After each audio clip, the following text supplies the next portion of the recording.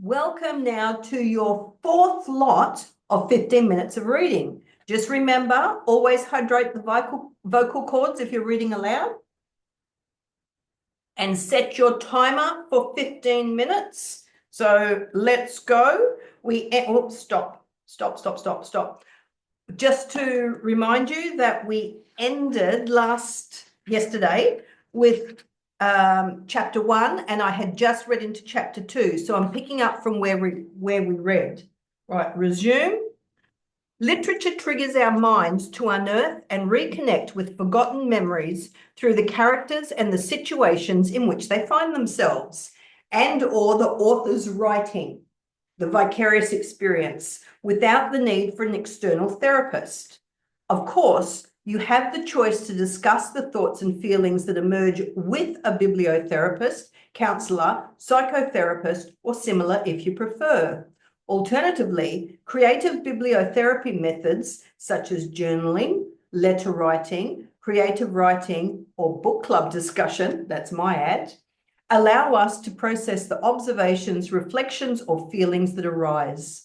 By their very nature, these active bibliotherapy processes can be more efficient than talking therapy, as they allow us to freely express and process our feelings and innermost thoughts without the risk of another's judgment.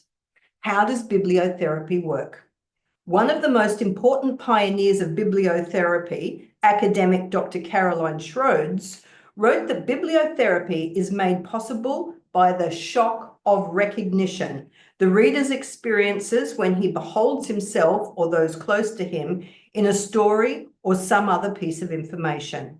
She believed the author creates an alternative reality, a simulation that appears so lifelike that the reader's emotions are channeled within this reality, creating an opportunity for both observation and reflection that might offer new perspectives, understanding, and insight. Schroeds viewed reading as being much like any other form of living. For example, working, socializing, indulging, educating, and felt that we read entirely with our needs, goals, defenses, and values in mind. Echoing traditional psychotherapy, Schroeds felt that for a literary text to qualify as a conduit for healing, 3 qualities needed to be satisfied: identification, including projection and introjection, catharsis, and insight. And of course, to my model, I've added universalization. So identification, the reader identifies with and connects within the text or relevant character.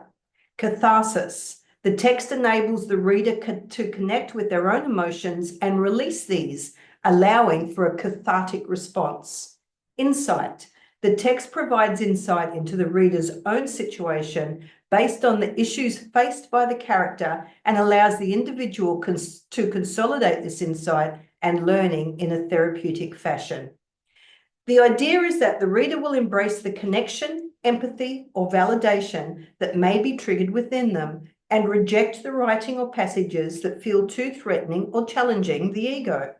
Most importantly, like any other form of therapy, the goal is for repetitive patterns of thinking that are no longer serving us to be broken down, and instead for new ways of looking at the world to be encouraged. These shifts in perspective help us to work out what is our personal baggage that we're holding on to for someone else, and what we're holding on to for someone else. How transference works in bibliotherapy. In traditional therapy, transference enables the client to see the link between earlier repressed feelings and their later recurrence in the therapist-client relationship. The new perspective or insight they acquire frees them from these repressed emotions. In bibliotherapy, transference occurs when a reader identifies with a character in a book or a certain situation presented in a story that triggers an emotional response. These emotions are projected onto the author or character, making possible a new experience of the old, unsettled conflict through literature. As we become aware of these feelings, we can process them through journaling, the bibliotherapy techniques I'll share in this book, or counseling and psychotherapy. And in doing so, we can come away with a new perspective. The reading process here acts as a catalyst for freeing these repressed emotions from the unconscious mind. I remember a particular session with Lucy, a client who felt enraged when reading about Daisy Buchanan, a socialite and one of the central characters in F. Scott Fitzgerald's The Great Gatsby. As we explored the feelings triggered by her reading experience, Lucy realized that she was projecting the hostility she felt towards her mother onto Daisy.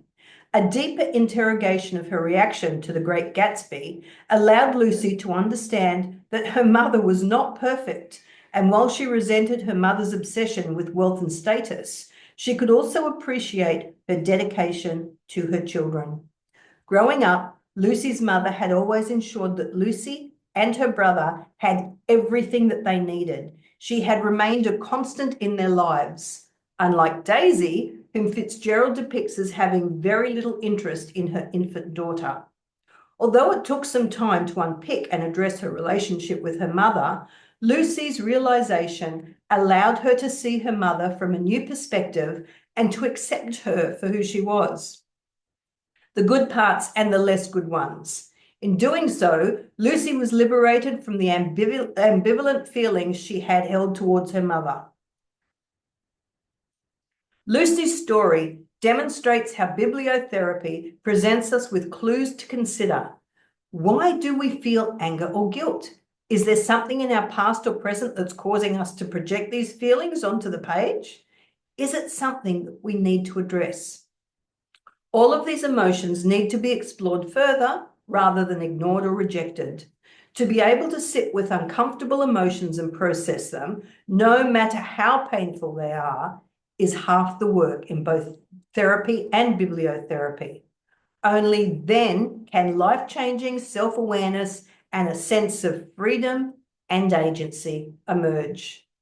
Psychiatrist and academic Professor Murray Bowen said, it is better to make allies of than enemies of one's emotions. To rid oneself of troublesome projections, one must first become aware of them.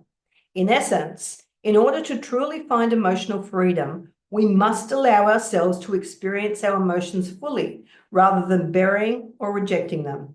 And literature gives us the opportunity to do just this, to express our emotions through our reading experience, rather than repressing or withholding them. We begin to unpick and unpack, to process and unprocess, to embrace or to reject. At each point, the writing is telling us something if we choose to pay attention, to observe and to reflect. Exploring these cues is how patterns of the past shift. Bibliotherapy versus other therapies. Bibliotherapy is unique in comparison to other therapies because it has a dual dynamic. It affords the reader the ability to be a bystander and a partaker at the same time, to embrace fantasy and yet find meaning in our reality. By confronting and understanding the perspective of a character or an author, we might begin to recognize their turmoil or happiness in ourselves. Secondly, characters may remind us of people in our own lives whom we haven't previously appreciated or understood, and exploring their motivations through literature might be refreshingly comforting and enable you to tolerate their imperfections in a more balanced way, or perhaps lessen your fear or ambivalence toward them. Sometimes experiencing a new emotion that we recognize intuitively through a character's experience, but have yet to put into words, can unearth older emotions attached to a different memory or conflicting experience. And that invites a new perspective and possibly resolution. Academics Dr. Jeff Kaufman and Dr. Lisa Libby have found that losing yourself in a world of fictional character when reading can lead to an actual change in your own behavior. In a study carried out at an Ohio State University, Kaufman and Libby observed that readers would engage in experience taking, defined as the imaginative process of spontaneously assuming the identity of a character in a narrative and simulating that character's thoughts, emotions, behaviors, goals, and traits as if they were one's own. This shift can lead to a very real permanent or temporary changes. An example of it in practice was evidence when participants in the study who identified strongly with a fictional character who had overcome obstacles to vote were shown to be significantly more likely to go out and vote in a real election in a few days later. Participants who read about characters who they later discovered were of a different race or sexual orientation were more likely to react positively toward the character, as well as anyone whom they encountered in person who was of a similar race or sexual orientation, embracing and stereotyping them less through the process of experience taking. For it to truly work, the reader is required to completely lose themselves in the character in order to temporarily take on the character's identity and worldview. The study was also found that a first-person narrative was far more powerful in causing this shift to experience taking than a third-person one, as was delaying the revelation of the character's gender, race, class, and sexual identity and orientation. Now, benefits of bibliotherapy as a therapeutic practice. Increased self-awareness. By reading about characters and situations in books, individuals can gain new insights into their own emotions and behaviours.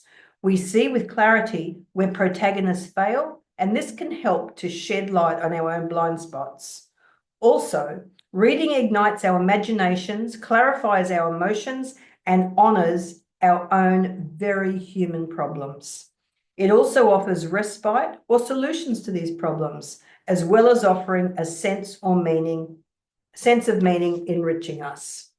Also, reading, like meditation, produces changes in the brain that increase executive function and better regulation of emotions, so that you are better able to select the relevant emotion for a given situation, reducing symptoms of stress, anxiety, and depression. Like reading, writing also heals us, and creative bibliotherapy techniques, which is a mixture of reading and writing practices, allows us to begin consciously and unconsciously processing our emotions, thereby enabling healing. The 3 pillars of bibliotherapy. As I mentioned earlier, Caroline Schrode's theory and research outlines an important and practical framework that draws parallels with traditional psychodynamic counselling and therapy. For a literary text to heal, the qualities of identification, catharsis, and insight and/or action must be met. Underpinning these pillars is a sense of safety, trust, and connection. Safety and trust. As in conventional therapy, for any therapeutic process to take place, a client must feel safe. The therapeutic process takes place between your eye and the page of the book, in a safe physical space that could be at home or in the therapy room if you're working with a bibliotherapist or similar mental health professional. The point is, wherever you are engaging in bibliotherapy, you must feel a sense of safety, security, and trust. The reader must trust the writing and feel safe to explore the feelings and observations that it provokes. These can be explored by either journaling or discussing any feelings that arise with a close friend or in therapy, either group or individual. Studies have shown that talking about a character's issues, rather than our own, feels safer due to the distance it creates. We can explore these issues without the fear of judgment we might feel exposed to when expressing how we feel to another person, even a counsellor or therapist. In my experience, even the most defensive of clients, those who are more resistant toward conventional forms of counselling and therapy, tend to open up when influenced by a literary text. Studies have shown that bibliotherapy can in fact be particularly helpful for anyone with an avoidant attachment style. Attachment styles are the ways in which people form and maintain emotional connection with others. They are shaped by our early childhood experiences with caregivers. There are 4 main attachment styles: secure, which is comfortable with intimacy and seeking out close relationships; anxious, overly dependent on their parents, worrying about rejection or abandonment; avoidant, strong desire for independence and autonomy, trusting others less and avoiding emotional intimacy, and disorganized, a combination of anxious and avoidant attachment styles, wanting intimacy, but also unable to trust others, fearing rejection or abandonment. For someone with this avoidant attachment style who has a strong desire for independence and autonomy, bibliotherapy gives them freedom to help themselves without always needing to seek professional help. For this reason, readers with attachment style may be particularly drawn to bibliotherapy. That's it. Right. So you have now done an hour of reading. Congratulations to you. See how easy it is? Make sure you go and buy the book, Bibliotherapy, The Healing Power of Reading by Bijal Shah, and read along with me. My research has found that helps people concentrate when they're reading the book themselves and they're listening to another person read it. See you all.